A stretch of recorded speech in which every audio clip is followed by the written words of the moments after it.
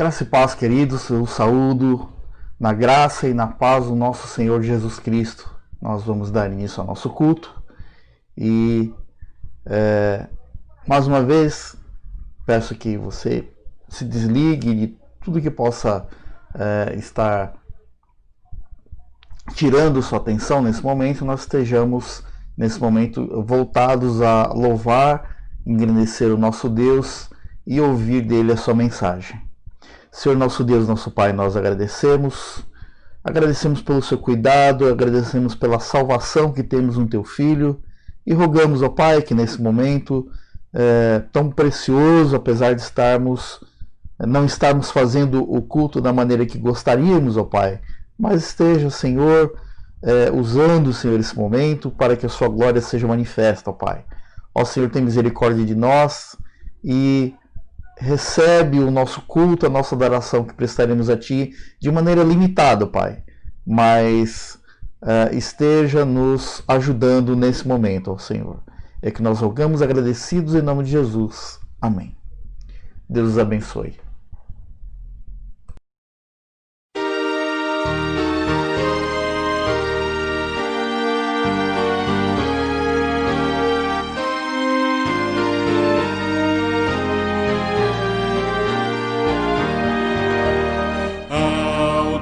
De amor e de imensa bondade, com voz de júbilo vinde aclamai, com coração transbordante de graças, seu grande amor todos vinde louvai, do céu na terra.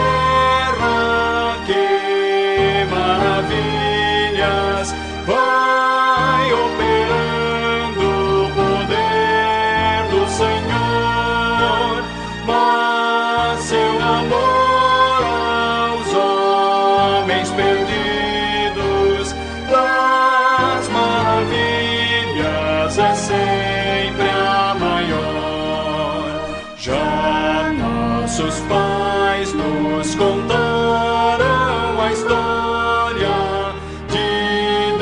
falando com muito prazer, que nas tristezas, nos grandes perigos, Ele os salvou por seu grande poder.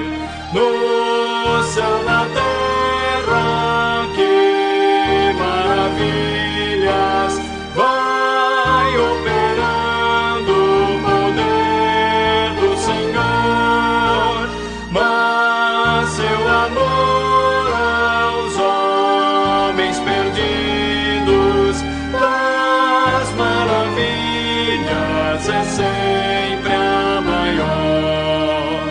Hoje também nós bem alto cantamos que as orações Ele nos atendeu, seu forte braço que é tão compassivo, em nosso auxílio Ele sempre estendeu. No céu, na terra, que maravilhas vai operando o poder do Senhor, mas seu amor aos homens perdidos das maravilhas é sempre a maior.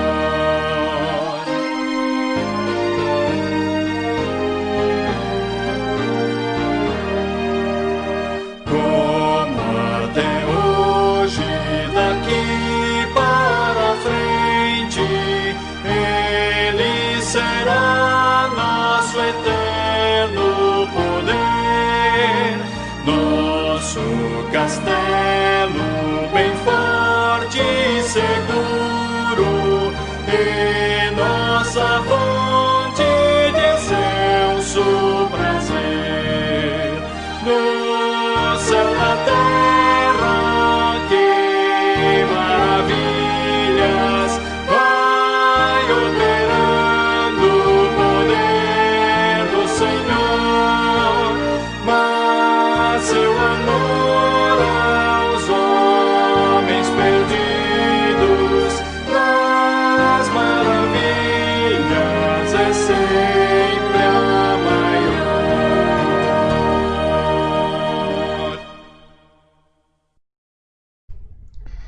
Teremos agora um momento de contrição, aquele momento em que nós pedimos perdão a Deus pelos nossos pecados, pelas nossas faltas. E, se possível, onde você está, se for possível, peço que você curve sua fronte, curve a sua cabeça e esteja comigo, colocando sua vida diante de Deus. Senhor nosso Deus, nós clamamos pela sua misericórdia, porque sabemos que somos falhos, ó Pai. Rogamos pela sua misericórdia, porque sabemos que só através do seu Santo Espírito é que podemos acertar o alvo e fazer a sua santa vontade, ó Pai. Ó Senhor, nos perdoa pelos momentos em que falhamos nesse sentido e rogamos que o Senhor esteja incomodando através do seu Santo Espírito os nossos corações, para que não fiquemos indiferentes diante das nossas falhas, ó Pai. Ó Senhor, ajuda-nos, tem misericórdia de nós, é que nós rogamos e também já pedindo, Senhor, a sua bênção sobre a mensagem de hoje, ó Pai. Que a mensagem de hoje esteja falando aos nossos corações e não apenas ficando também no discurso, mas que estejamos também colocando em prática em nossas vidas, ó Pai. É que nós rogamos agradecidos em nome de Jesus. Amém.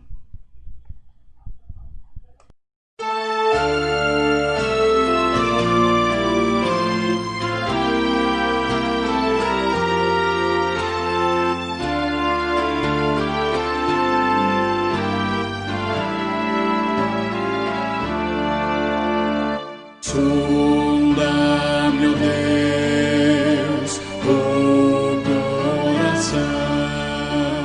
Sonda, meu Deus, o coração. Prova e conhece os meus pensamentos.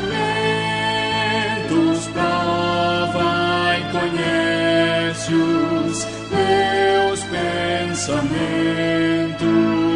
vê se em mim algum mau caminho, sonda-me,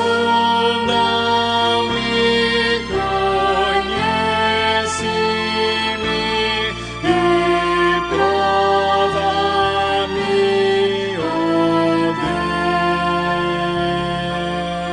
Deus.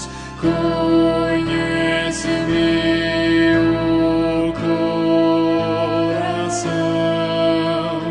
conhece-me o coração,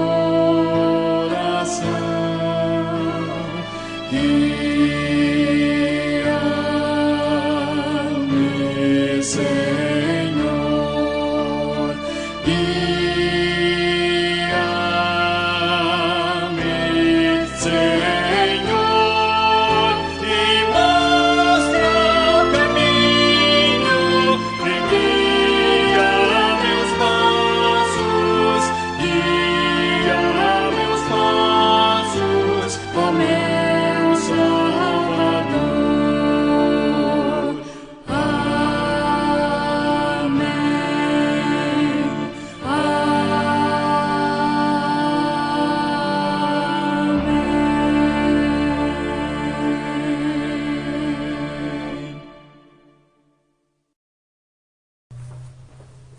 Olá, queridos irmãos, eu gostaria de mais uma vez transmitir a palavra de Deus.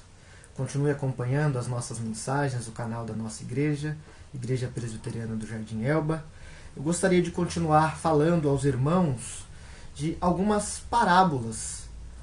E nós temos uma parábola muito interessante sobre oração, e eu acredito que seja muito importante ouvir esta mensagem no período que nós estamos vivendo. E nós vamos então compartilhar a palavra com base no Evangelho de Lucas, capítulo 18, dos versos de número 1 a 8. Lucas 18, de 1 a 8. Abra sua Bíblia, acompanhe comigo a leitura do texto sagrado para o nosso fortalecimento, para a nossa edificação. Diz assim a palavra de Deus. disse-lhe Jesus uma parábola sobre o dever de orar sempre e nunca esmorecer. Havia em certa cidade um juiz que não temia Deus, nem respeitava homem algum. Havia também naquela mesma cidade uma viúva que vinha ter com ele, dizendo: julga minha causa contra o meu adversário. Ele, por algum tempo, não a quis atender, mas depois disse consigo: bem que eu não temo a Deus, nem respeito a homem algum. Todavia, como esta viúva me importuna, julgarei a sua causa para não suceder que por fim venha a molestar-me. Então disse o Senhor: considerai no que diz este juiz iníquo. Não fará Deus justiça aos seus escolhidos, que a ele clamam dia e noite, embora pareça demorado em defendê-los? Digo-vos que, depressa, lhes fará justiça. Contudo, quando vier o Filho do Homem, achará porventura fé na terra? Oremos. Santo e eterno Deus, obrigado pela Tua palavra, pela Tua graça, obrigado pelo Teu amor em nossas vidas. Obrigado, Senhor, porque sabemos que temos experimentado dias difíceis. Sabemos que são dias oportunos para a nossa oração. Mas nós sabemos que há muito mais pelo que orar. E nós precisamos de orar ao Senhor para o fortalecimento da igreja. Para as famílias da igreja que muitas vezes se encontram enfraquecidas, distantes. Rogamos a Ti, ó Pai, que por meio desta palavra o Senhor fale conosco, para que possamos ser movidos a orar, para que possamos fazer da oração algo comum para nós, para que possamos colocar em nossa vida diária esta vida de oração tão preciosa e importante para nós, que nós possamos orar, mas não somente orar em momentos específicos, que possamos ser mais persistentes, mais perseverantes em oração, que possamos ser encorajados a isso por meio desta palavra. Pai, nos auxilia, Deus, por meio do Teu Santo Espírito. Nos capacite, Senhor, para que possamos fazer isso. Dá-nos a compreensão da Tua palavra e ajuda-nos também a aplicá-la em nossa vida. Pai, é assim que nós oramos, agradecidos e em nome de Jesus. Amém. Queridos irmãos, eu gostaria de começar pensando sobre esse texto, falando sobre algumas coisas que nós vemos sobre a oração nas Escrituras. E a primeira coisa que eu gostaria de lembrar aos irmãos é que há inúmeras exortações para que os crentes, para que os cristãos sejam perseverantes. A Bíblia toda fala de oração, a Bíblia toda fala de perseverança, de manter-se em perseverança, de manter-se acreditando, crendo, confiando no Senhor nosso Deus. E a oração é esta arma espiritual, é este exercício espiritual que nós praticamos, algo que Deus nos concedeu, obviamente, que para o nosso bem, mas nós precisamos identificar, então, como nós podemos ter uma vida de oração mais persistente, como nós podemos ter uma vida de oração mais concentrada na palavra de Deus. Então nós temos várias exortações, na palavra de Deus sobre isso. Nós temos também alguns modelos bíblicos sobre oração. Então, o grande modelo bíblico, obviamente, é o próprio Senhor Jesus. O Senhor Jesus tinha uma vida muito atarefada, e muitas vezes a gente pensa que a justificativa nossa muitas vezes é que não oramos por causa de falta de tempo. E isso não se mantém. E a prova disso é o próprio Senhor Jesus, que justamente por ser muito atarefado, justamente por estar realizando muitas coisas, muitos milagres, muitos ensinamentos e indo de cidade para outra com frequência, então ele se via na necessidade de orar ao Senhor, de falar com o Senhor. E obviamente que a oração foi importante para o ministério de Jesus, assim como também para os discípulos. Num dado momento, os discípulos perguntam a Jesus, como que eles deveriam orar, o que eles deveriam fazer, como que eles deveriam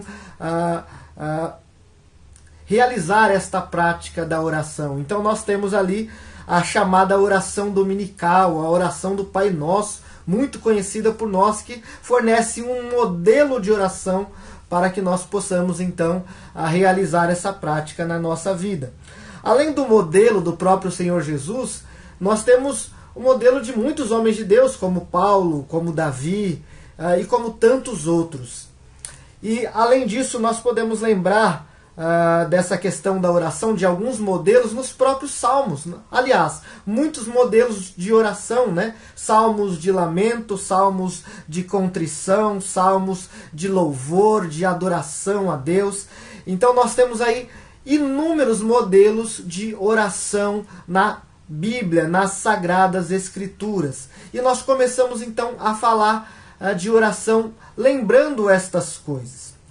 Mas nós sabemos também que, embora a oração seja incentivada, estimulada, ensinada, embora existam muitos modelos para a nossa oração, nós sabemos também que uma das maneiras com as quais o Senhor nos incentiva é justamente mostrando que Deus ouve e atende a oração dos santos, que Deus ouve e atende a oração dos justos. E nós vemos isso um pouco nesse texto de hoje.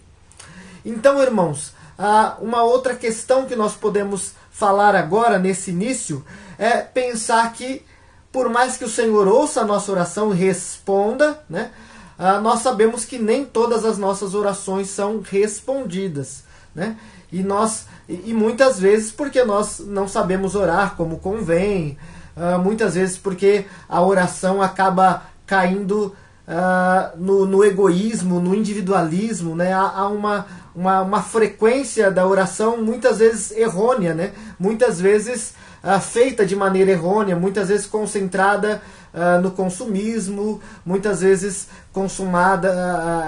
concentrada no egoísmo da própria pessoa, no individualismo da pessoa, muitas vezes concentrada também em erros teológicos, como, por exemplo, a ideia de que se falarmos algo, declararmos algo, então este algo irá concretizar, irá acontecer. Então, um erro teológico muito comum, aí nós temos ainda esta ênfase nos dias de hoje, a chamada confissão positiva, algo totalmente contrário à palavra de Deus. Nós não temos o poder de decretar nada, nós somos totalmente dependentes de Deus. E olhando para esse texto hoje, nós temos uma lição então para não somente continuarmos a orar, mas orarmos com perseverança. E eu quero mostrar aqui, nesta lição de persistência na oração, 3 princípios interessantes para enxergarmos a oração. O primeiro é que a oração, nós vamos olhar para a oração como um encorajamento. Em segundo lugar, nós vamos olhar para a oração como dependência, obviamente, dependência de Deus. E em terceiro lugar, nós vamos olhar para a oração como esperança. Então nós vamos olhar para a oração como encorajamento, como dependência e como esperança. E o objetivo nosso é, à luz dessas 3 coisas, sermos incentivados, estimulados a uma vida de oração com frequência, com perseverança, com constância. Em primeiro lugar, então, irmãos, eu gostaria de tratar da oração como um encorajamento. Vamos olhar para a oração como um encorajamento, e isso nós podemos retirar do contexto que nós estamos percebendo aqui neste texto. Então, a própria palavra no início do texto nos auxilia a compreender, então, o que está acontecendo nessa parábola. Então, volte os seus olhos novamente para o verso de número 1, onde diz as seguintes palavras: Disse-lhes Jesus uma parábola sobre o dever de orar sempre e nunca esmorecer. Então, a ideia aqui é que os cristãos, é que cada um de nós, os discípulos de Jesus, deveriam então sempre orar. Orar com perseverança, orar com persistência. Mas o interessante é olharmos para o que estava acontecendo antes de Jesus contar esta parábola. Muitas vezes, num determinado contexto, estava acontecendo algo muito particular, algum ensinamento. Jesus estava dando algum ensinamento e muitas vezes Jesus fazia uso de parábolas, como nós temos visto, né, nas últimas mensagens. E então Jesus usava essa parábola como uma espécie de ilustração, como uma espécie de comparação para trazer um conceito importante para a igreja. Então ele estava falando, neste contexto, quando nós olhamos para o verso 17, o capítulo 17, perdão, Jesus estava falando sobre a sua segunda vinda, sobre o cumprimento de algumas coisas. E ele faz então uma descrição muito interessante sobre este quadro, né? Quando nós começamos a olhar para o capítulo 17 e depois entramos no capítulo 18, nós vamos entender que Jesus está sim incentivando a oração, mas esse ensino da oração por meio desta parábola vem dentro de um contexto de ensinamentos sobre a segunda vinda, ou, como podemos dizer, ensinamentos escatológicos, ensinos sobre o fim dos tempos. Então, diante deste quadro, nós somos motivados, nós somos incentivados a orar, né? Ele faz um breve discurso e dentro desse discurso nós temos ali uma predominância de advertências, advertências sobre catástrofes, sobre desastres repentinos que aconteceriam, e por fim nós temos uma imagem no verso 37 que fala sobre morte, sobre corrupção. Olha o que está escrito no capítulo 17, verso 37. Diz assim: Então lhe perguntaram: onde será isso, Senhor? Respondeu-lhes: onde estiver o corpo, aí se ajuntarão também os abutres. E muitas outras coisas, muitas outras exortações. Por exemplo, no verso 25 ele vai dizer assim: mas importa que primeiro ele padeça muitas coisas e seja rejeitado por esta geração. Assim como foi nos dias de Noé, será também nos dias do Filho do Homem. Então ele faz ali uma comparação, né, destes últimos tempos com os dias de Noé, né? Dias onde percebemos o homem alheio a Deus, o homem em apostasia. Nós vemos esses desastres, essas tragédias acontecendo. E em meio a esse quadro difícil, o Senhor vai entrar no tema da oração perseverante. Por isso é que ele vai declarar essas palavras. Disse-lhe Jesus uma parábola sobre o dever de orar sempre e nunca esmorecer e nunca desistir. Então nós temos aqui esta prática da oração em evidência. Mas não qualquer oração, uma oração perseverante. Mas irmãos, veja bem, o problema é que infelizmente esta prática da oração, que é tão comum ao povo de Deus, em nossos dias ela tem se perdido. Em nossos dias a oração não é muito valorizada. Basta você dar uma pequena olhada para o quadro das nossas reuniões de oração. Das nossas reuniões de oração, seja na igreja presbiteriana, que é uma igreja reformada, ou você pode olhar em outras igrejas também. Porque costumeiramente nós acabamos nos concentrando mais na nossa igreja, nos problemas da nossa igreja. Mas veja bem, quando nós falamos de oração, este é um problema constante em todo e qualquer lugar. Mas alguém vai dizer assim: olha, mas entre os assembleianos nós temos, né, muita ênfase na oração. É verdade. E às vezes até chegamos a acusar o presbiteriano ou os reformados de não serem homens de oração, de que precisam ser homens mais dados à oração. Isso é verdade em algum sentido. Mas se nós olharmos para a vida de oração, seja de um presbiteriano, de um assembleiano, de um batista, quer ver verdadeiramente esse quadro? Olhe para a reunião de oração de todas essas denominações. Você vai perceber que existe uma minoria. Uma minoria dentre os membros destas igrejas e de outras igrejas também, nesta programação para especificamente orar ao Senhor. E mesmo quando há esta preocupação com a oração, você vai perceber que a reunião de oração se transforma num culto menor. Então nós falamos, vamos para a reunião de oração na nossa igreja. Dia tal, horário tal. E aí quando você chega, geralmente, o que vai acontecer? Uma liturgia muito bem engessada. E eu digo muito bem engessada porque ela está estruturada não necessariamente na oração, mas em outras coisas. Então você pode ter, por exemplo, uma reunião de oração, onde vai ter uma liturgia exatamente igual à do culto. Você vai ter a pregação da palavra, muitas vezes tomando grande parte deste período de reunião de oração, que teoricamente seria para orar, por isso, reunião de oração. E você vai perceber que a quantidade de orações e até mesmo a profundidade das orações acabam sendo muito superficiais. E isso contando que somente uma minoria de pessoas vai estar concentrada neste tipo de trabalho.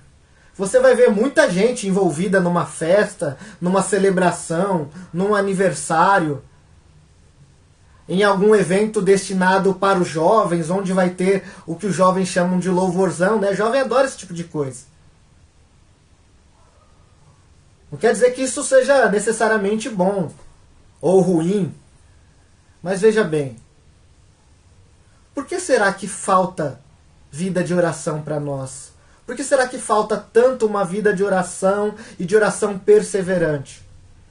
Então, irmãos, nós temos estes problemas, né? Além do problema que eu já falei, desses problemas não somente de negligência quanto à oração, mas problemas teológicos quanto à oração, como a confissão positiva, que já foi citada anteriormente. Mas veja bem, no texto em questão, então, nós temos um quadro difícil, um quadro do final dos tempos, um quadro de apostasia, um quadro de morte, de destruição.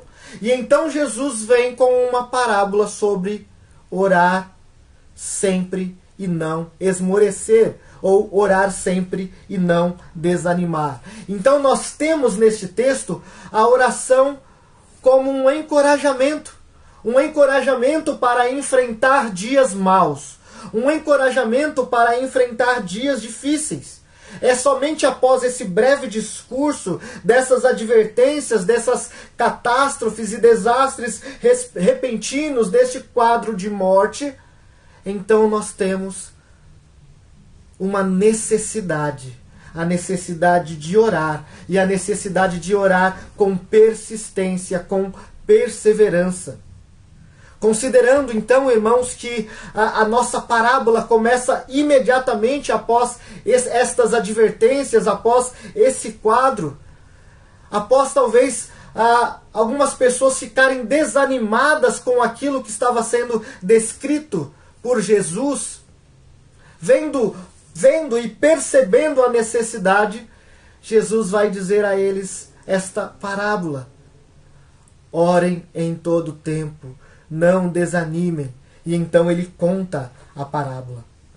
O ponto então, irmãos, que a oração é um encorajamento diante dos dias maus que enfrentamos, diante da pandemia, diante do avanço da maldade, diante do crescimento da violência nos nossos dias, diante de toda a corrupção que nós temos visto, diante de todo o quadro político terrível que nós temos identificado, até mesmo no tratamento desta pandemia e de muitas outras coisas. Há uma preocupação muitas vezes mais política do que necessariamente com o que está acontecendo, do que necessariamente com o povo. E nós temos visto as pessoas temerosas com as notícias, e não somente com as notícias, mas com as falsas notícias, fake news, não é? Que são criadas para alimentar as ênfases políticas que nós temos. E nós somos, diante de tudo isso, encorajados pela oração. A oração nos é dada em um quadro difícil, e a oração então nos traz, nós somos encorajados a orar. E não somente nós somos encorajados a orar, mas nós percebemos que a oração é útil, a oração é fundamental, a oração é oportuna, a oração é necessária para a nossa vida. A oração é um poderoso recurso para os dias maus. Somos encorajados a orar em tempos maus, na certeza de que Deus ouve e responde a nossa oração. Portanto, somos encorajados a orar, somos encorajados a persistir em oração, somos encorajados a perseverar em oração. Quando as necessidades são críticas, a nossa oração deve ser urgente, a nossa oração deve ser fervorosa, deve ser persistente, como John MacArthur vai falar acerca desta parábola. Nós precisamos de urgência na oração, nós precisamos de fervor na oração, nós precisamos de persistência, perseverança, porque os dias são maus. Há uma necessidade destas coisas.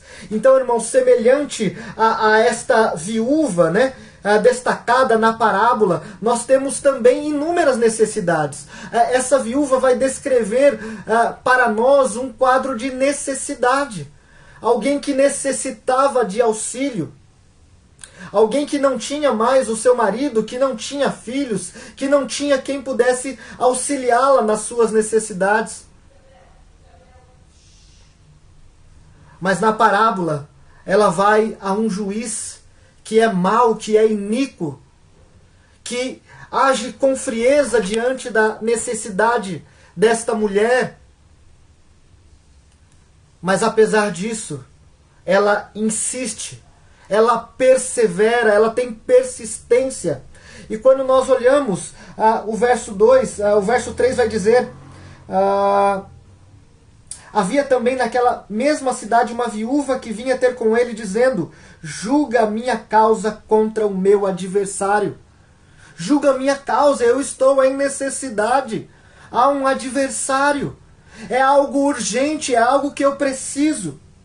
Mas este juiz, por algum tempo, no verso 4 vai dizer, não a quis atender, mas depois ele disse consigo: bem que eu não temo a Deus, nem respeito a homem algum. Todavia, como esta viúva me importuna, julgarei a sua causa, para não suceder que por fim venha a molestar-me. Na visão deste juiz mau, frio, iníquo, ele não estava contemplando a necessidade meramente desta mulher. Mas ele o fez simplesmente para que ele não fosse mais importunado, para que ele pudesse continuar com a sua vida. E então esta mulher é atendida. Mas o Senhor diz então no verso 6, então disse o Senhor, considerai no que diz o juiz iníquo. Não fará Deus justiça aos seus escolhidos?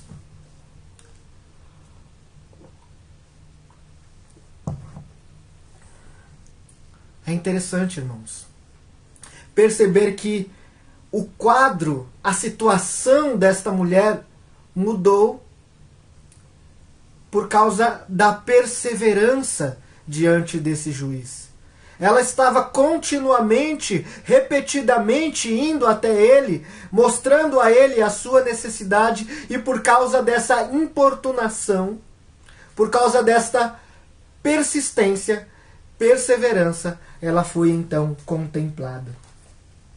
Mas como eu disse agora há pouco, quando os dias são maus, quando as necessidades são críticas, quando as necessidades são urgentes, quando as coisas não estão no nosso controle, quando as coisas à nossa volta fogem ao nosso poder de realizar e fazer as coisas,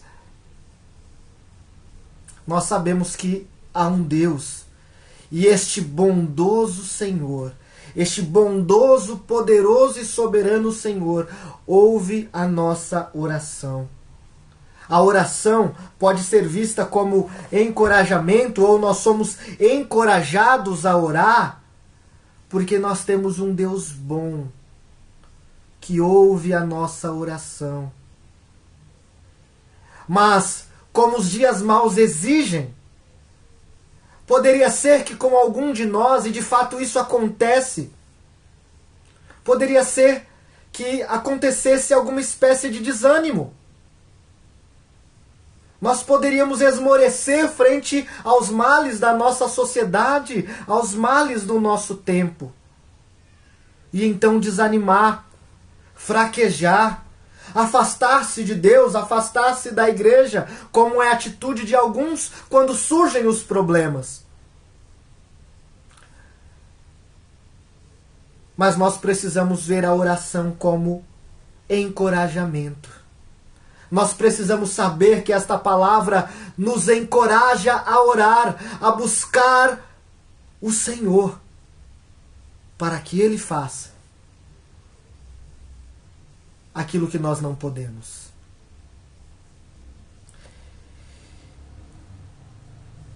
Portanto, quando nós pensamos neste texto, quando nós pensamos sobre a necessidade de orar e perseverar, quando nós percebemos este quadro difícil, destes dias maus, e que não podemos resolver com a nossa própria força, nós podemos também lembrar e enxergar a oração como dependência. Nós precisamos enxergar a nossa dependência diante de Deus. Diante da nossa fraqueza, diante da nossa necessidade, nós temos um Deus poderoso, bondoso, maravilhoso, que pode todas as coisas. E aquilo que eu não posso fazer, aquilo que você não pode fazer, você precisa lembrar que você está na dependência de Deus, que você está como esta viúva necessitada. Como esta viúva apresenta a sua necessidade, você também apresenta a sua necessidade a Deus, em dependência a Deus, em submissão à vontade de Deus. Semelhante então a essa viúva que é destacada nesta parábola de uma maneira tão vívida, nós passamos a considerar a nossa necessidade e a urgência da oração e colocamos diante de Deus. E perseveramos diante de Deus. Algumas poucas pessoas, infelizmente, têm participado das nossas reuniões na internet, das nossas reuniões de oração. Alguns, é bem verdade, não podem participar por não ter um computador, por não ter um celular, ou por não saber mexer nessas tecnologias. Mas há muita gente, há muito adolescente, muito jovem, muitos outros irmãos que poderiam, mas simplesmente não querem participar. Mas a nossa alegria é que aqueles que participam conseguem perceber mais da graça de Deus, conseguem receber mais da graça de Deus, conseguem ser mais gratos a Deus porque estão vendo o Senhor agir. Porque semana após semana nós temos orado e o Senhor tem respondido. Nós temos orado para aqueles, intercedendo por aqueles que estão na linha de frente nesta pandemia. Nós temos orado pelos nossos familiares. Nós temos orado pelos irmãos da igreja, pelos familiares dos irmãos da igreja. Nós temos anotado pedidos de outras pessoas e nós temos visto a mesma coisa sempre. Deus respondendo a nossa oração em tempo oportuno, conforme a vontade dEle, conforme a graça que é toda dEle. E nós somos cada vez mais incentivados a continuar, porque sabemos que Deus responde. Queridos, participem. Orem nos seus lares, orem como igreja, orem como família, perseverem em oração. Porque nós somos dependentes de Deus. Nós não somos autossuficientes. Nós dependemos de Deus. Olha, não é à toa que Jesus constrói essa parábola em torno desta mulher necessitada. Isso deveria nos mostrar algo sobre nós. No mínimo, nós deveríamos nos identificar com esta mulher e dizer: eu também sou necessitado. E se há alguém que pode ouvir a minha oração e atender, e este alguém é Deus, então eu vou orar a este Deus.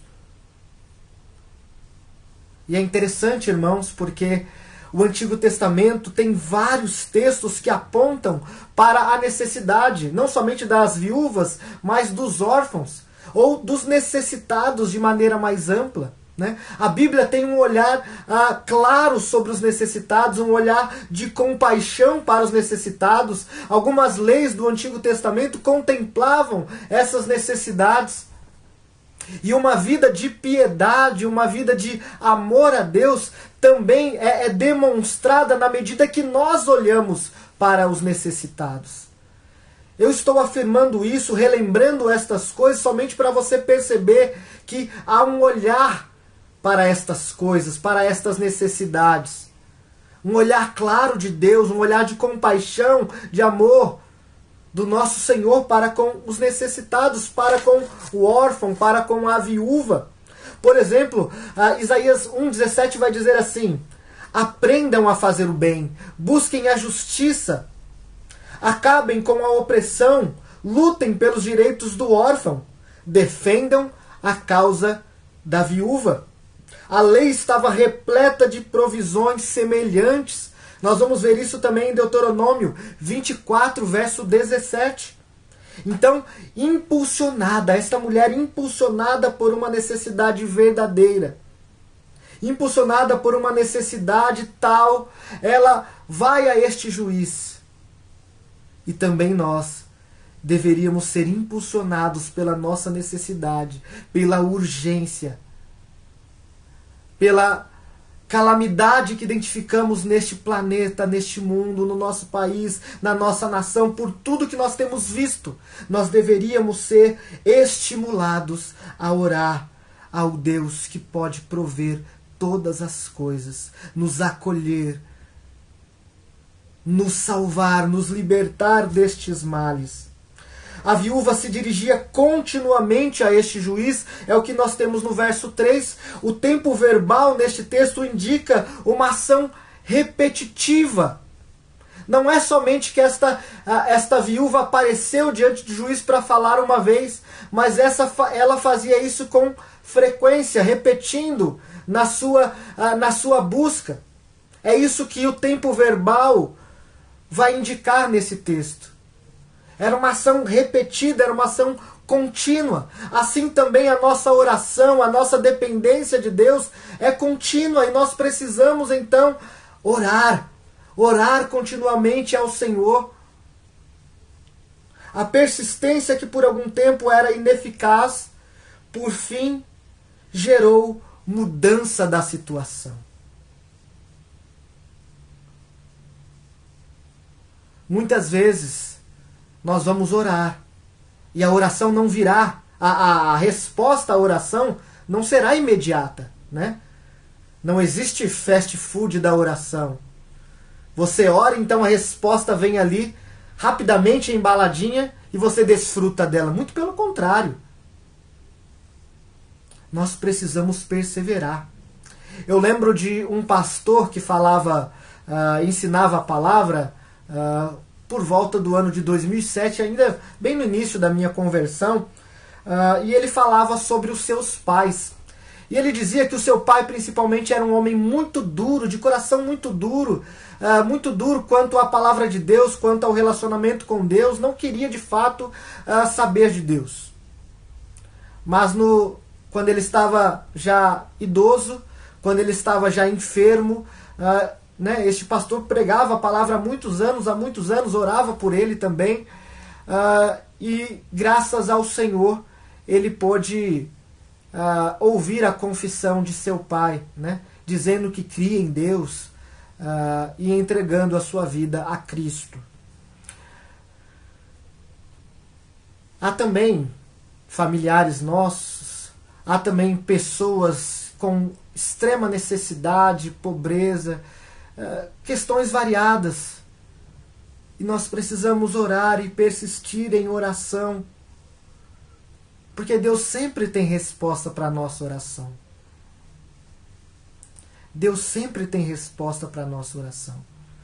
Nós precisamos orar, Nós precisamos de perseverança, nós precisamos ser encorajados, ver a oração como encorajamento, nós precisamos ver a oração como dependência de Deus.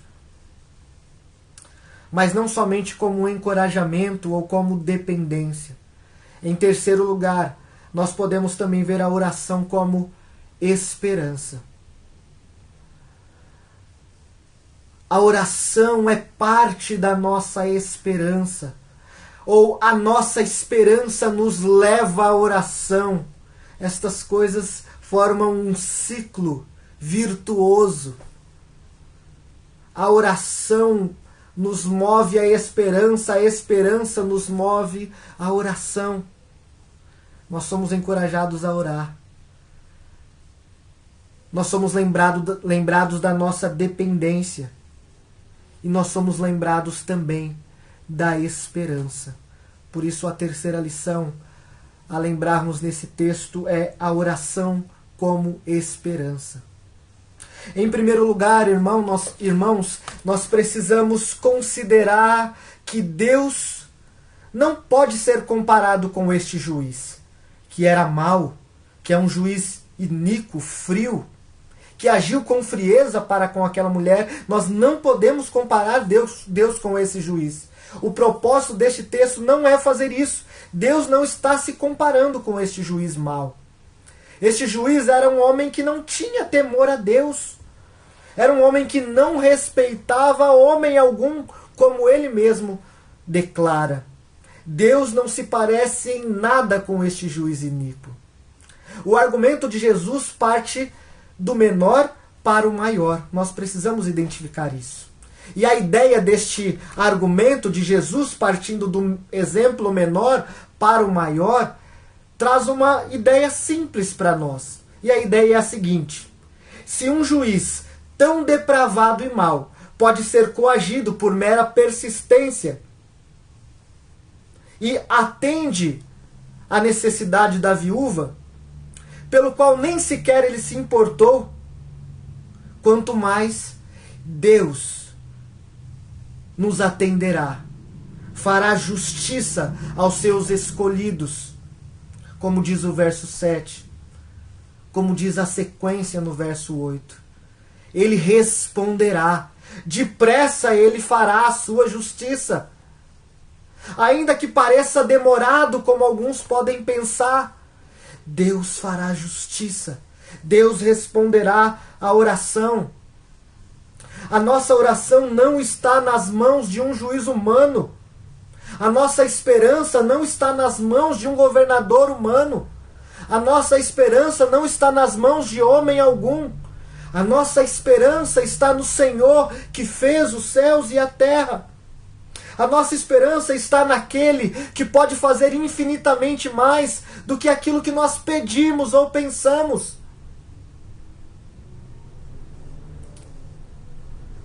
A palavra de Deus diz não somente que nós somos motivados, incentivados, estimulados a orar, não somente que temos o dever de orar, mas também diz que nós devemos ser persistentes. E se nós temos esperança neste Senhor, se nós temos esperança na vinda do Senhor Jesus Cristo, naquilo que nós chamamos da sua segunda vinda para a consumação de todas as coisas, então nós oramos com esperança. A oração é algo que permeia a nossa esperança. E a nossa esperança é cheia de vida de oração. Por isso que a ideia é simples. Por isso que a ideia parte do menor para o maior. Do exemplo de um juiz que, ainda sendo mau e não se importando com aquela mulher, por causa da persistência atende. De um exemplo muito maior, infinitamente maior, que é o exemplo do nosso Deus, que é bondoso, que é amoroso, que é soberano, que é poderoso. Podemos esperar nele. Podemos ter esperança neste Senhor. Podemos ter esperança na vinda de Cristo. E esta oração perseverante aqui está totalmente alinhada com a esperança da vinda gloriosa do Senhor. 2 de Pedro, capítulo 3, verso 8 e 9, vai dizer assim: o Senhor não demora em cumprir a sua promessa, como julgam alguns. Pelo contrário, Ele é paciente, não querendo que ninguém pereça, mas que todos cheguem ao arrependimento.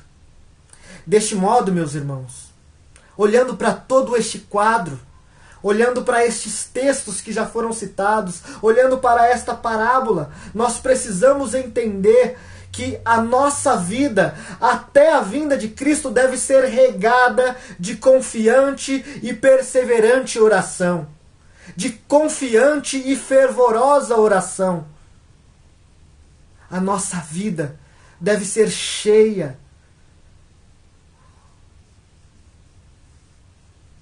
de dependência. Nós precisamos depender de Deus e colocar toda a nossa esperança nele.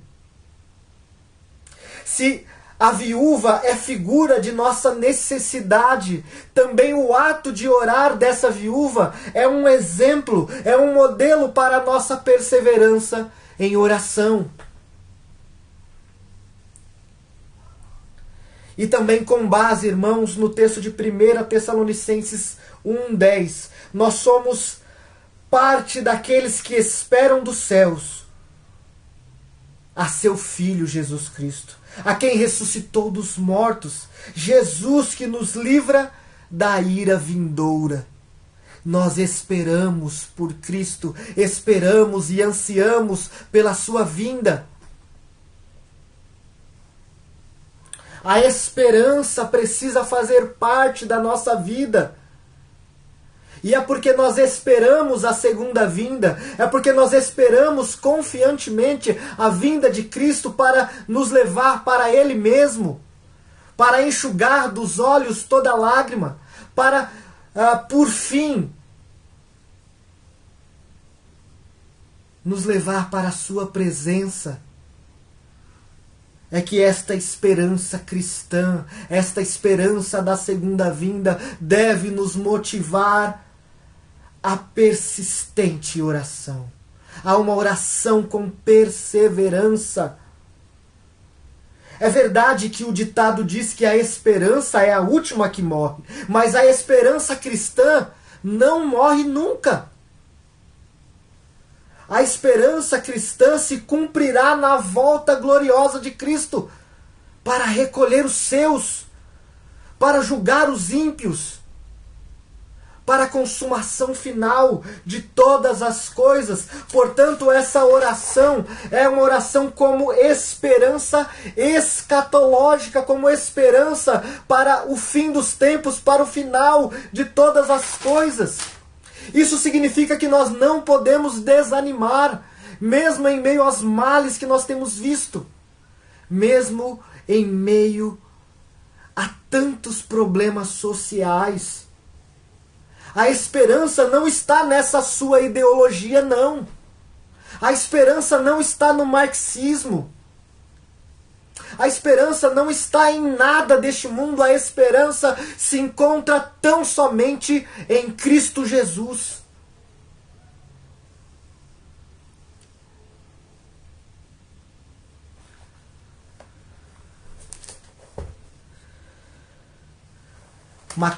John MacArthur, falando sobre esse texto, ele vai dizer: o grito do coração do cristão, o grito do coração do cristão verdadeiro é: Maranata, vem Senhor Jesus.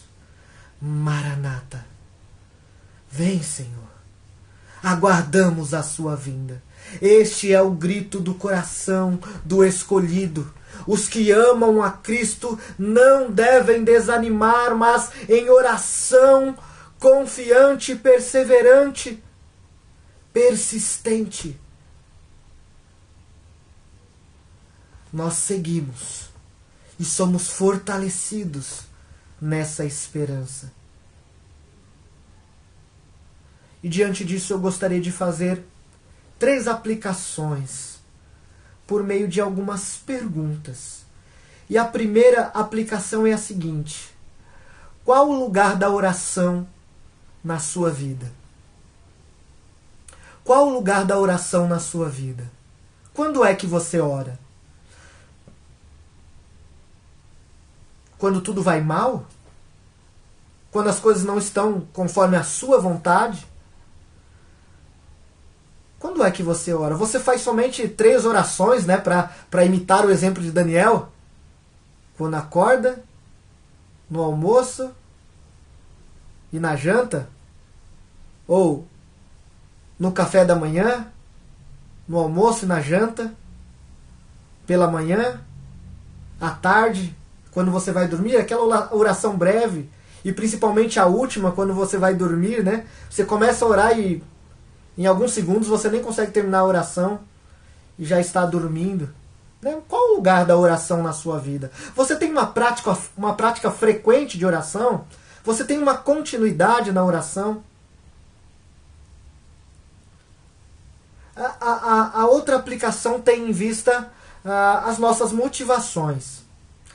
Será que a sua vida de oração se limita apenas a um calendário de necessidades individuais? Será que a sua oração se limita pelo egoísmo, pelo individualismo, pelo consumismo? Se a sua oração está limitada por essas coisas, você está em apuros. Você está com um grande problema e você precisa ir para Cristo para mudar essa situação. Você precisa entender que nós vivemos dias maus e você precisa orar. Orar pelos governantes, pela economia, pela educação, pela situação do nosso país, pela situação da igreja em meio a essa pandemia e inúmeras outras coisas. Orar pelo seu crescimento espiritual, orar pelo seu avanço em santificação e assim por diante. E em terceiro lugar, no dia mau, qual é a sua atitude? Quando as coisas não estão acontecendo conforme a tua vontade, qual a sua atitude? Você se aproxima de Deus em oração, você se aproxima de Deus e se sujeita à vontade dele, ou você se afasta de Deus, ou você se afasta da igreja, você se afasta dos irmãos. Querido irmão, querida irmã, tudo bem se você está passando por necessidade, tudo bem se você está passando por problemas dos mais variados e você talvez considere: pastor, você não sabe o que eu estou passando. Você não sabe como eu estou sofrendo. Por mais que você esteja pensando isso, a sua atitude jamais deve ser a de se afastar da igreja. Jamais deve ser a de se afastar de Deus. Porque é nele que nós encontramos as respostas. É nele que nós encontramos a graça. É nele que nós encontramos a resposta para as nossas orações. Infelizmente, muitos irmãos e muitas irmãs se afastam de Deus, se afastam da igreja, se afastam daqueles irmãos mais experientes que poderiam ajudá-lo em uma situação difícil. E começam a andar só. Isso é tremendamente problemático. E esta pessoa até pensa em voltar para a igreja, até pensa em voltar para Deus, até pensa em se reconciliar com Cristo. Mas ela continua no seu pecado, ou ela continua no seu problema. Porque ela olha para o seu pecado, ela olha para o seu problema, ela olha para as suas circunstâncias. E ela acha que tudo isso é maior que Cristo. Tudo isso é maior do que a igreja de Cristo. Tudo isso é maior do que os benefícios da comunhão e da graça que há entre os irmãos em Cristo. E ela se afasta. Ela pecou e se afasta. Ela encontrou situações difíceis e se afasta. Irmãos, quando surgem os dias maus, nós precisamos de ainda mais oração. Quanto mais dificuldade, quanto mais perseguição a igreja sofrer, mais ela deve orar, mais ela deve persistir, mais ela precisa de perseverança. ela precisa de esperança. E tendo em vista que toda esperança se encontra em Jesus Cristo, ela jamais poderia se afastar daquele que pode realizar tudo. Que Deus abençoe a sua vida por meio desta mensagem. Que nós sejamos encorajados à oração. Que nós sejamos encorajados a uma oração dependente. Que nós sejamos encorajados por meio da esperança que há em Cristo. Ore, ore, ore e jamais desanime. Que Deus abençoe a sua vida, dos seus familiares, da sua igreja. Continue acompanhando as mensagens, continue acompanhando o canal da nossa igreja no Facebook, no YouTube, continue acompanhando o meu canal também, Rubens Augusto, para que você possa ouvir esta e outras mensagens e ser fortalecido por Deus em Cristo Jesus. Até a próxima. Deus abençoe.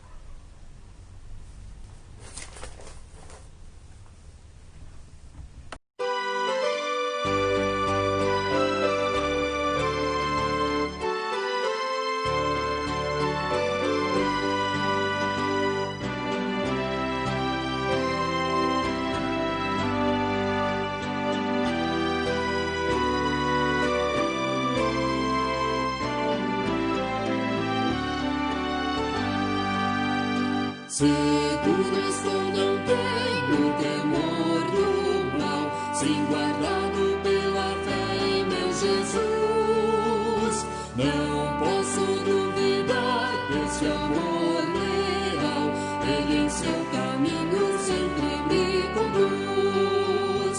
Não me deixará, mas me abrigará do pecado, vil me vem livrar. Sua graça não me recusará, sim, Jesus é quem me pode sustentar. No poder de Cristo Mestre, minha vida salva está. Do perigo que cercará, Ele poderá livrá-la. Seu poder eterno sempre a susterá. Abrigo eterno tenho no Salvador, Ele esconde a minha vida em seu poder. Não posso ter receio do malfeitor, que procura perdi-las me enfraquecer. Confiado então nessa proteção, sigo a Cristo e quero ser fiel. Na minha vida cheio de gratidão, sim, a meu Senhor e Rei Emanuel. No poder de Cristo Mestre, minha vida salva está. Do perigo que cercará, Ele poderá livrá-la. Seu poder eterno sempre a susterá.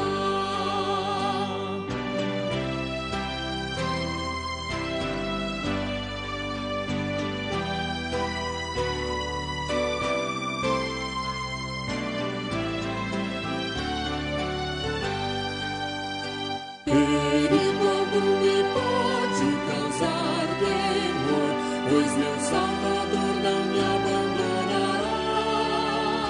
Com sua proteção e com seu amor, dirigindo minha vida Ele estará. Nunca o deixarei, mas fiel serei, sempre firme, cheio de fervor.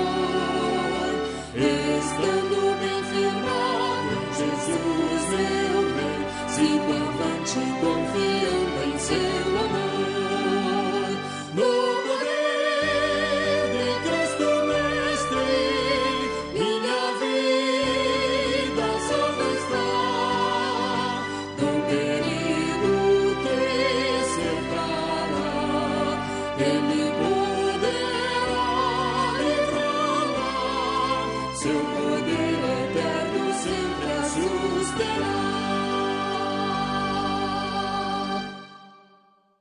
Irmãos,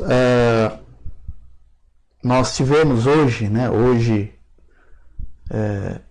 Aliás, ontem, né? Ontem, sábado, nós tivemos aí uma reunião do conselho da nossa igreja. Os irmãos se lembram que quando nós resolvemos que suspenderíamos as nossas atividades, nós procuramos fazer isso levando em conta a atual situação, né, dessa pandemia. Então nós fizemos isso num espírito de profundo sentimento de responsabilidade pela vida dos irmãos, né? Então nós procuramos fazer isso com muita responsabilidade. E estamos aí, né, desde então aí postando os trabalhos aí online, né?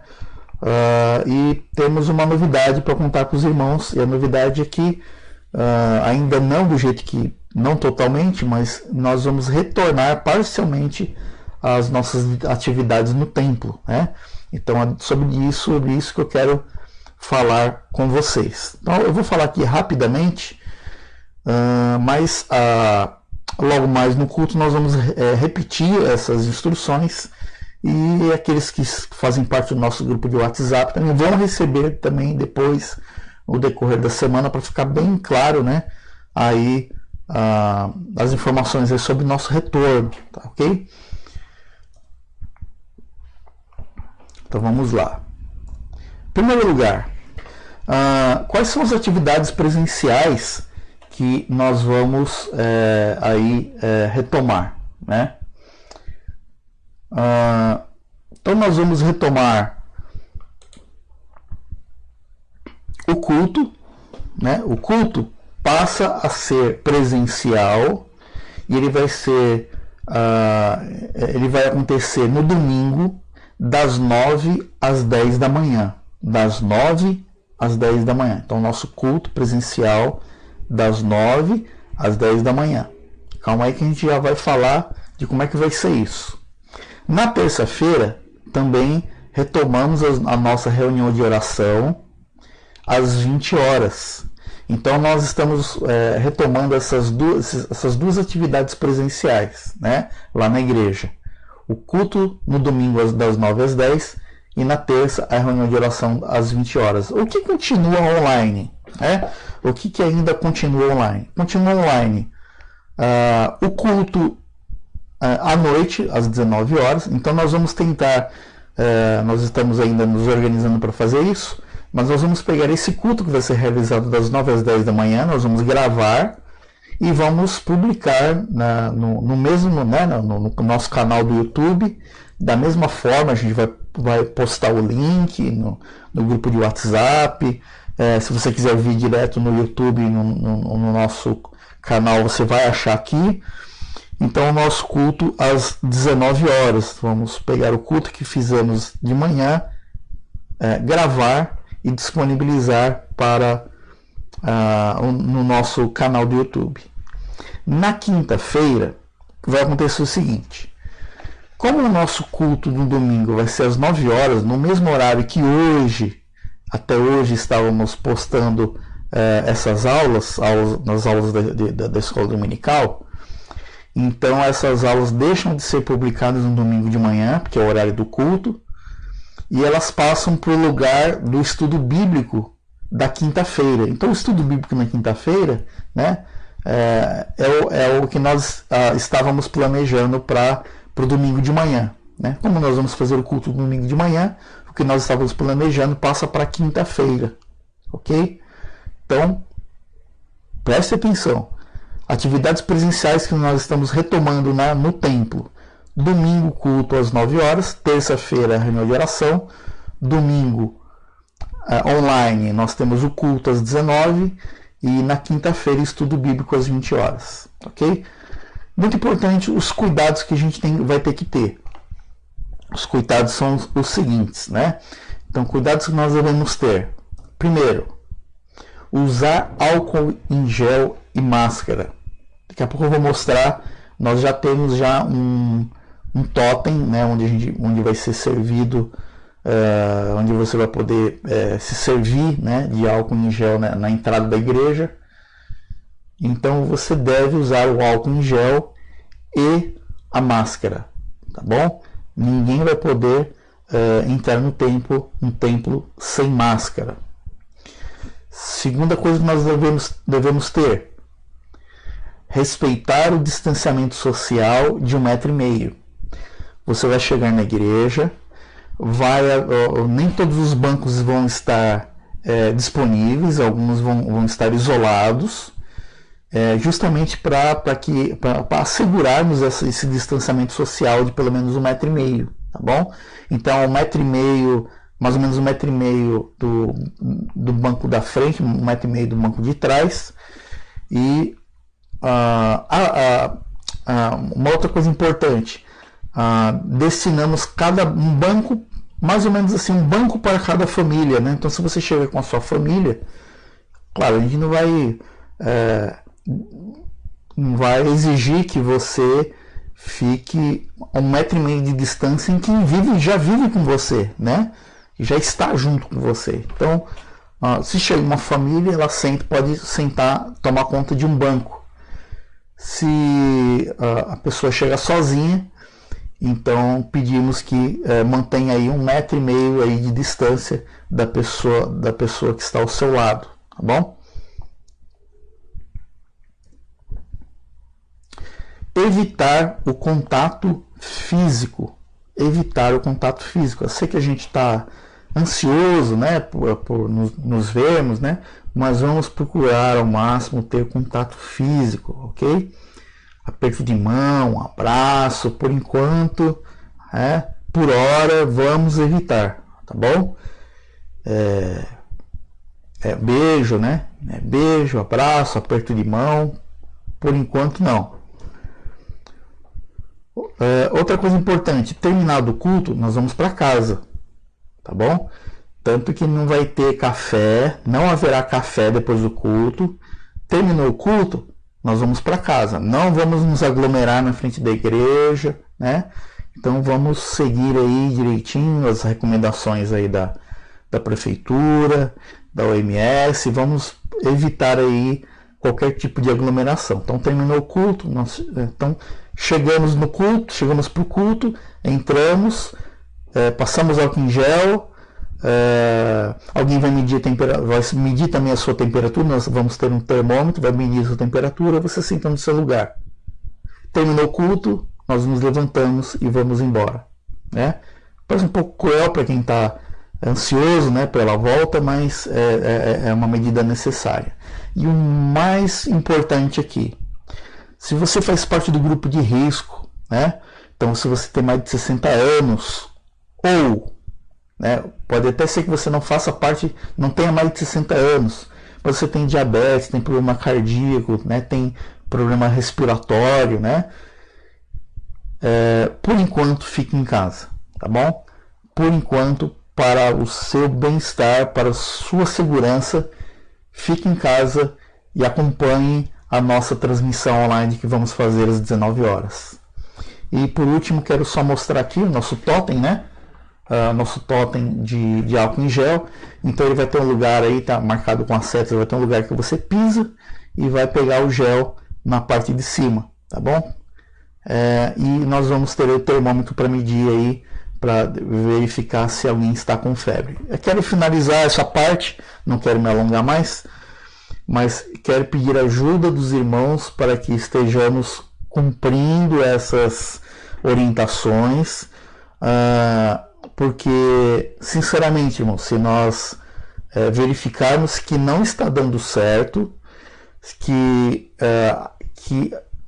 não estamos conseguindo fazer o culto com segurança, saúde de todos, nós vamos voltar atrás e vamos voltar ter o culto só online, tá bom? Então peço a ajuda dos irmãos, que Deus os abençoe.